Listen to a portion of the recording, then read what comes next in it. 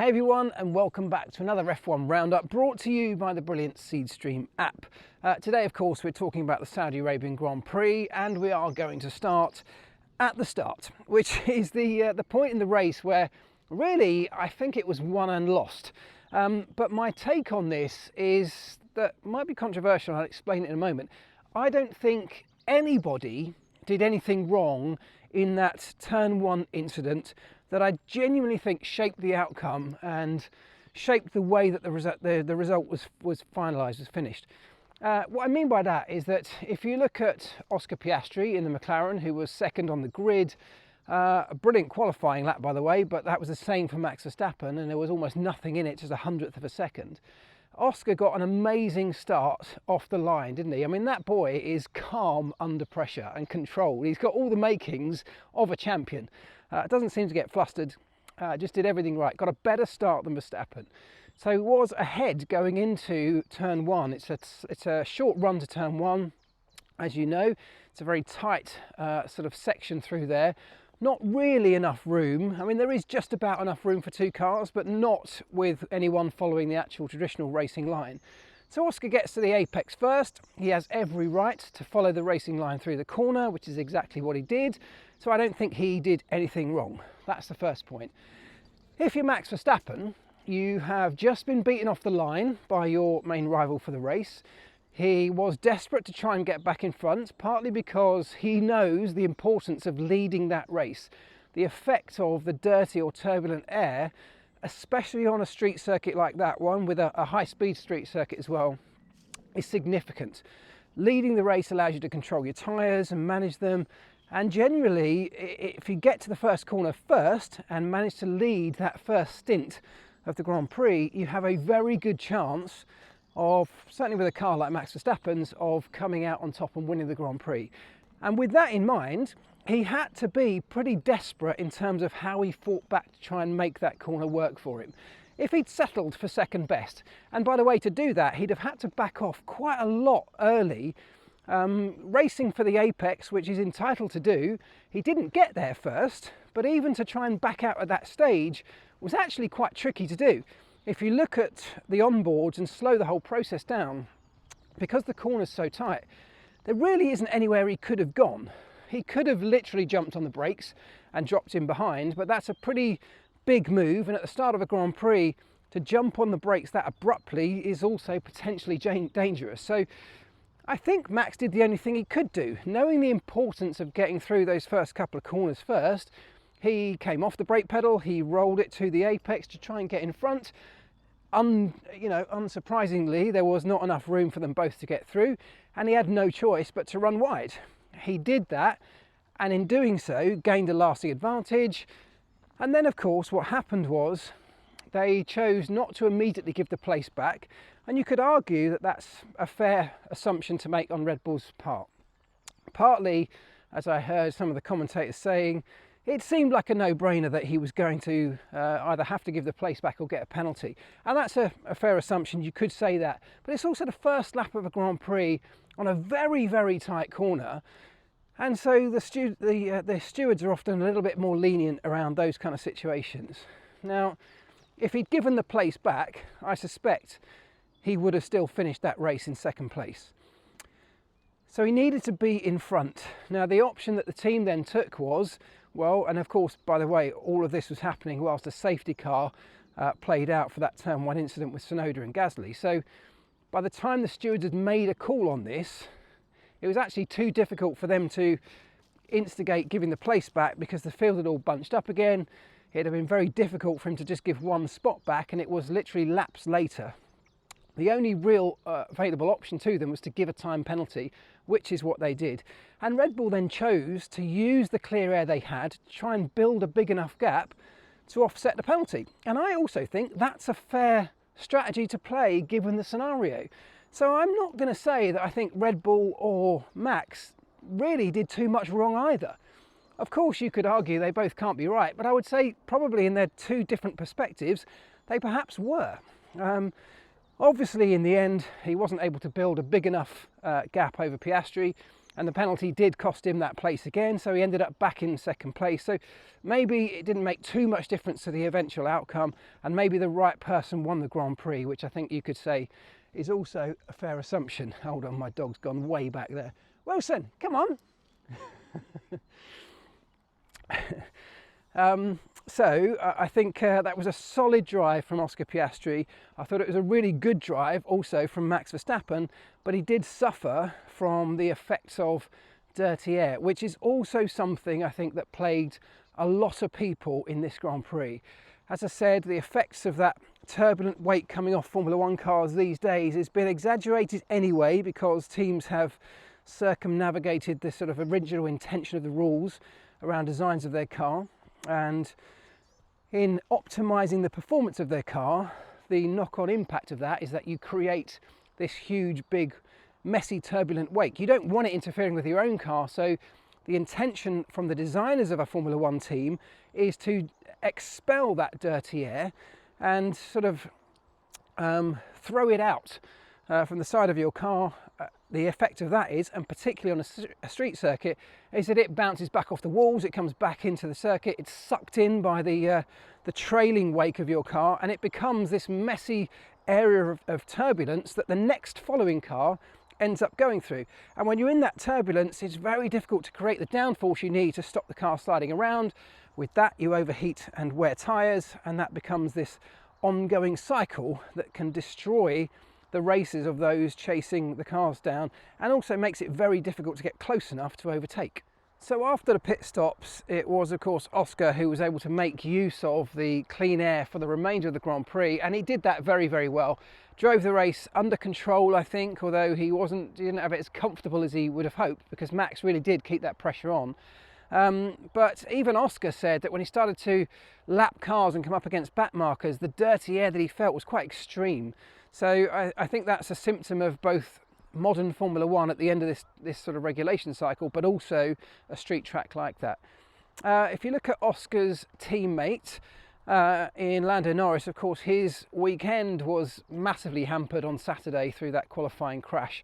Driver error again, so a mistake from Lando, something he takes very much to heart. And I mentioned this, I think, last time out, that you know, these things, he has to bring a halt to this somehow, and he will do through just his natural talents and his ability. He is a very, very skilled and talented racing driver, and the fact that he came through the field in the way that he did, despite all of those challenges I've just said about dirty air and following cars, was really, really good. They chose an alternate strategy to everybody else. There was a gamble attached to that, in that the safety car wasn't going to be deployed at the wrong time, which really would have hampered their Grand Prix had that safety car come out around about the time when the medium runners would need to stop. Of course, he was wanting to go longer on the hard tyre, and that safety car would have really hampered his race, but it didn't, and the gamble paid off. And actually that sort of alternate strategy really kind of worked well for him in the end. I think the hard tyre worked well. He had the faster medium tyre at the end when the car was lighter, and generally they played a good game yesterday, McLaren, I thought, so that was fair play to them. Excellent recovery drive. He needs to get on top of the sort of the mental struggles which we all suffer when you have a repeated series of actions that don't seem to go your way, that feel like failures or errors or mistakes.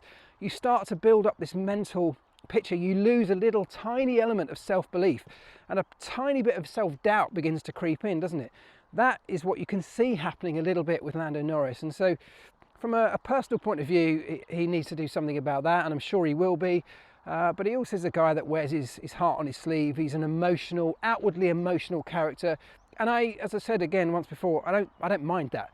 I see lots of drivers making excuses at the end of races. That doesn't come with Lando. He's honest and open about where the sort of failures were, whether they were his mistakes, and I suspect that's his way of dealing with them and learning how to work on making those things better. So that was McLaren's day, the teammate of the guy that won the race. If you look at the teammate of the guy that came second, so let's look at Yuki Tsunoda. Red Bull's struggles with that second seat continue, don't they? The results have not really been any better than they've had over the past, certainly with Liam Lawson, and even at the tail end of the Checo Perez era. they're still massively struggling. Now, you've got to give some time, and this is not what Red Bull do because they didn't give it to Liam, but giving some time to Yuki, he will, I'm sure, start to get to grips with this. And already we're seeing tiny signs of improvement, which is all you can ask for. But when he puts himself in the middle of a pack after a disappointing qualifying, a second off his teammate in qualifying, you then come up with all of those challenges that I've already mentioned. Being in the middle of the pack puts you at high risk of an accident, which is exactly what happened. You struggle anyway because you're in the midst of all that dirty air and you struggle to make progress in the same way.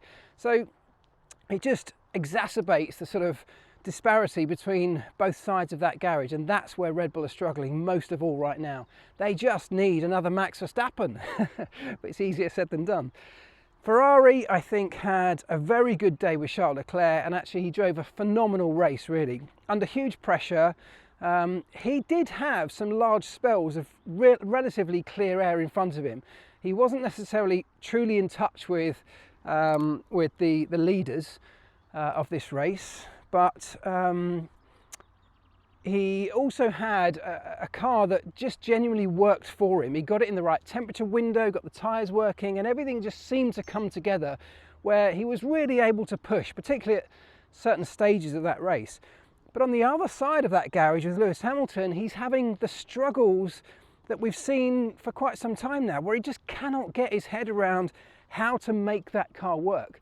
This is not a guy who's run out of talent. This is a guy who's struggling to find the very specific nuances required from his driving style and characteristics to match up with the requirements of that Ferrari car, and he hasn't yet found it. We're talking about such tiny differences in modern Formula One, and you're seeing it all over the grid. This is not just a Lewis Hamilton problem, you're seeing it everywhere, but he's struggling to find those tiny little tweaks that are going to enable him to get the best out of that car. Ferrari need that. I don't think they're in a particular championship fight yet, although it's very early in the season and things can change, but they certainly need Lewis to get a lot closer consistently to the front end if they're going to have any hope of making major progress. At Mercedes, they had a more difficult weekend and certainly a more difficult race day. George Russell, who has been a standout driver, I think, so far this season, just could not get the car to work in the way that he has seen it work at previous Grand Prix.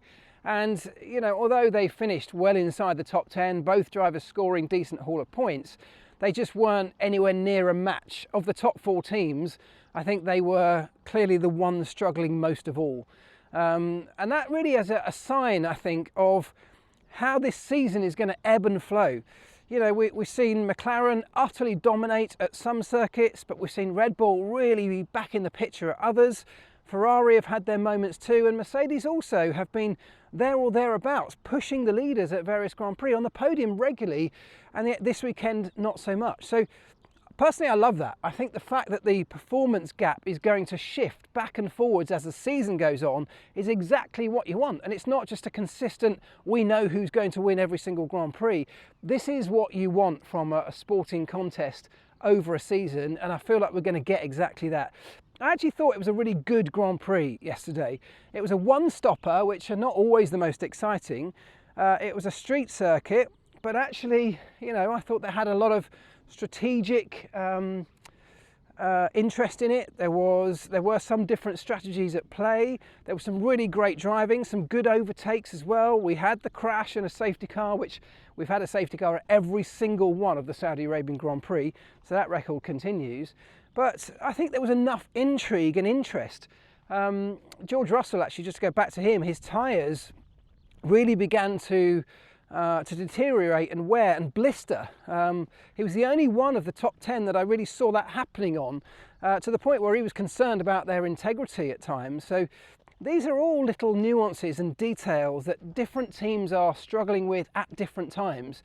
And I think for anyone who thought this season was going to be a sort of dull McLaren walkover, it absolutely isn't. We're going to have a really big contest between the two McLaren drivers. That's one element of it. But it isn't just going to be those two drivers. We are going to have Max Verstappen throwing himself into the mix, which we always get. You can never discount him, despite a car at the moment that really is a difficult thing to drive. Ferrari just haven't found their full potential yet, with more upgrades coming. I think we're going to see this performance shifting over the course of the season, which I'm really looking forward to. And the big caveat behind all of that is that we're going into 2026 with teams having already to shift their focus and their resources onto this massive regulation change that's coming our way. It's going to be a battle of who can hold their nerve longest with the cars, particularly at the front end. Who's going to be the last one to give up development on the 2025 car if they're in a tight championship battle? McLaren have a big advantage in that they've started the season with arguably the best car. That's the very best position to be in right now when development comes at an absolute premium. Red Bull and Ferrari and even Mercedes will have to continue throwing resource if they're going to bring their car back into the mix and be a genuine regular contender against McLaren. Further down the grid, you're already starting to see teams like Williams throw almost all of their resource towards next year's car, which will be interesting in that midfield battle and backwards, but also very interesting when it does come to next year to see who hits the ground running with this massive opportunity that sits there presenting itself to everybody. I'm intrigued by this year. I think it's going to be great. I know we've had a particularly dull race in Japan, but actually I think the rest of this season has got the potential to really be quite intriguing on so many different levels. Lots of storylines playing up and down the grid. You can find them all by downloading the Seedstream app. It's completely free and you will not regret it. It's a great hub for all of your favourite content from your favourite and trusted sources of that content in lots of different forms, all nicely centred around breaking news and storylines that emerge before and over, during and after a Grand Prix weekend. Go check it out now. There's a link in the description of this video, or wherever you get your apps from, just search Seedstream. Right, have a wonderful week, folks. You've got a weekend off before we head back to Miami. I'll be there on the ground, and hopefully there'll be a video coming from the shores of the USA. Have a good one, folks. Ta-da.